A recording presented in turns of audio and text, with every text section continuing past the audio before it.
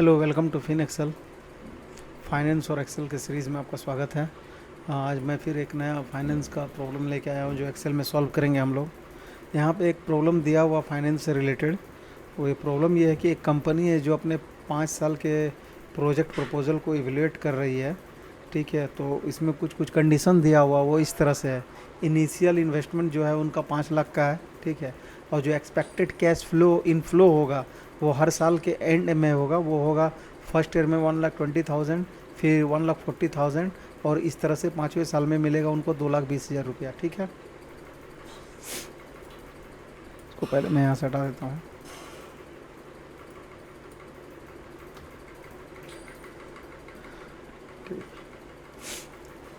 अभी क्या है, उनका जो डिस्काउंट रेट उन मान के चल रहे हैं, वो उनको रिक्वायर्ड रेट ऑफ रिटर्न जो है वो 12%। वो चाह रहे हैं कि मिनिमम इतना हमको रिक्वायर्ड रेट ऑफ रिटर्न लगेगा मेरा।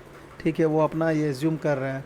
तो इनके लिए पहले आपको calculate the N P V net present value calculate करना है, फिर इंटरनल रेट ऑफ रिटर्न करना है।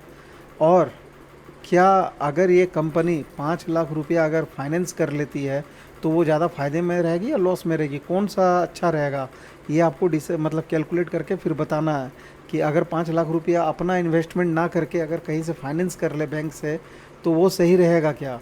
तो वो कैसे करेंगे, उसके लिए ईएमआई निकालेंगे पीएमटी फंक्शन से। फिर नेट सरप्लस और डेफिसिट निकालना है, लोन का रीपेमेंट करने के बाद कितना मेरा फ़ायदा हो रहा है या कंपनी को कितना फ़ायदा हो रहा है या नुकसान हो रहा है। और कंडीशन ये है कि अगर एनपीवी जीरो से ज़्यादा रहेगा, नेट प्रेजेंट वैल्यू जो ऑब्वियसली अगर जीरो से ज़्यादा रहेगा तो ही एक्सेप्ट करेंगे। और आईआरआर अगर डिस्काउंट रेट से ज़्यादा रहेगा, जो मेरा डिस्काउंट रेट जो हम मान रहे हैं उससे अगर इंटरनल रेट ऑफ रिटर्न उससे 2%, 3%, 4%, 5%, जितना भी परसेंट ज़्यादा रहेगा वो मेरे लिए फ़ायदा है। तो वो अगर ज़्यादा रहे, दोनों कंडीशन मैच करेगा तब एक्सेप्ट करेंगे प्रोजेक्ट को, और नहीं तो रिजेक्ट कर देंगे। क्वेश्चन समझ में आ गया। क्वेश्चन इस तरह से है, फिर से मैं बता दे रहा हूँ। एक कंपनी है जो अपने 5 साल के प्रोजेक्ट प्रपोजल को इवेल्यूएट कर रही है। वो कंपनी अभी 5 लाख रुपया लगा रही है और हर साल के एंड में उनका जो कैश इनफ्लो होगा वो होगा 1,20,000, 1,40,000, 1,60,000, 1,80,000, 2,20,000। इस तरह से 5 साल में उनको मिलेगा। वो रिक्वायर्ड रेट ऑफ रिटर्न इनका 12% दिया हुआ है। एनपीवी निकालना है, ठीक है, आईआरआर निकालना है, इंटरनल रेट ऑफ रिटर्न निकालना है। तो कंपनी ये सोच रही है कि कौन सा बेनिफिट ज़्यादा रहेगा, क्या हम अपना खुद का पैसा लगाएं या बैंक से फाइनेंस कर लें।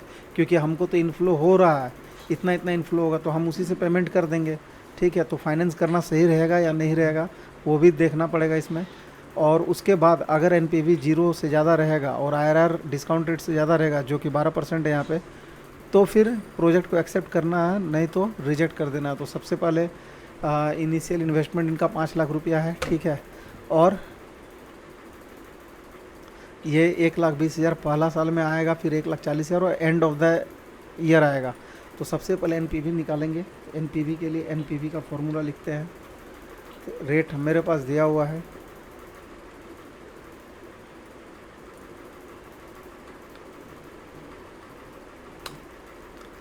ठीक है। तो अभी जो 5 लाख का वैल्यू होगा, जो अभी 5 लाख रुपये हम लगाएंगे उसका वैल्यू जो होगा वो वैल्यू होगा 5 साल बाद।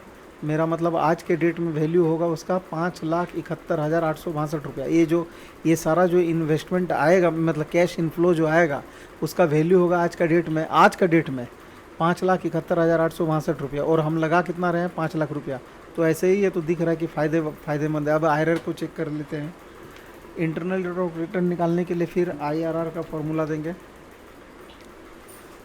यहाँ पे हम लोग क्या करेंगे, माइनस लेंगे, क्योंकि ये मेरा आउटफ्लो है, इतना हम लगाएंगे तब इतना हमको रिटर्न आएगा। तो सबसे पहले इसको माइनस में दे देंगे क्योंकि ये हम पैसा लगा रहे हैं। उसके बाद फिर इसको पूरा ड्रैग करके नीचे ले आएंगे, कुछ करना नहीं है। ये देखिए 17.09 आ रहा है। तो ये देखिए ये 12% से ज़्यादा हो गया है। और एनपीवी है जो मेरा जीरो से ज़्यादा हो रहा है। वो कैसे हो रहा है, दिस माइनस मेरा जो 5 लाख रुपीज़ था,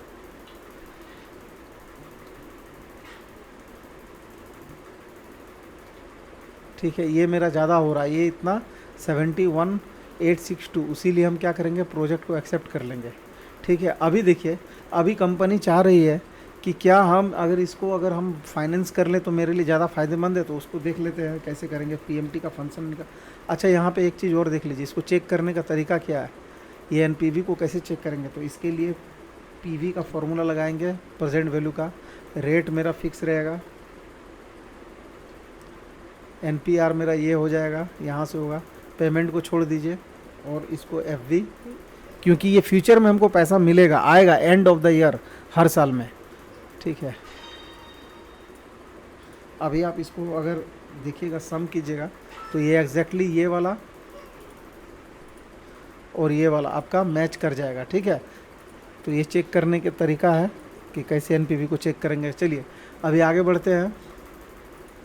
ईएमआई कैलकुलेट करेंगे। मान लीजिए कंपनी अगर बोल रहा है कि नहीं हम 5 लाख रुपये फाइनेंस करेंगे, तो मेरे लिए फ़ायदा है कि नुकसान है।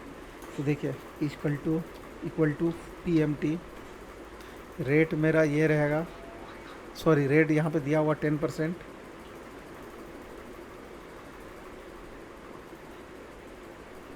हर साल मुझे कितना लगेगा,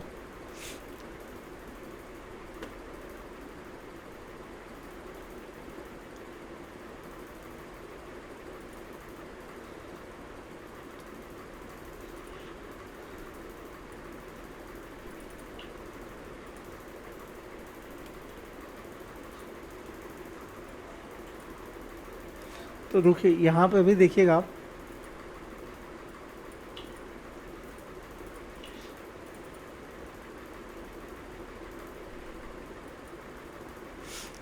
फर्स्ट साल में कितना हमको ईएमआई देना पड़ेगा। अगर हम 5 लाख रुपया 10% के रेट से अगर ये करेंगे, तो हमको देना पड़ेगा आपका 1,31,898 रुपया हर साल हमको देना पड़ेगा ईएमआई के तौर पे। लेकिन पहला साल कैश इनफ्लो कितना आ रहा है, 1,20,000 रुपया। तो इसका मतलब है 11,000 लॉस हो जाएगा, यहाँ पे डेफिसिट हो जाएगा, ठीक है।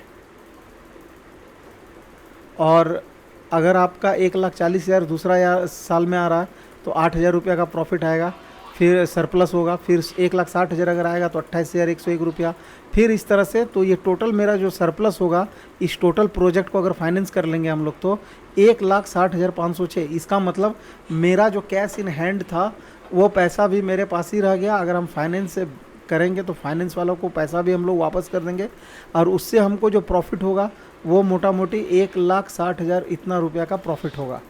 तो अभी देखिए, ये आपका प्रॉब्लम था फाइनेंस और एक्सेल से रिलेटेड।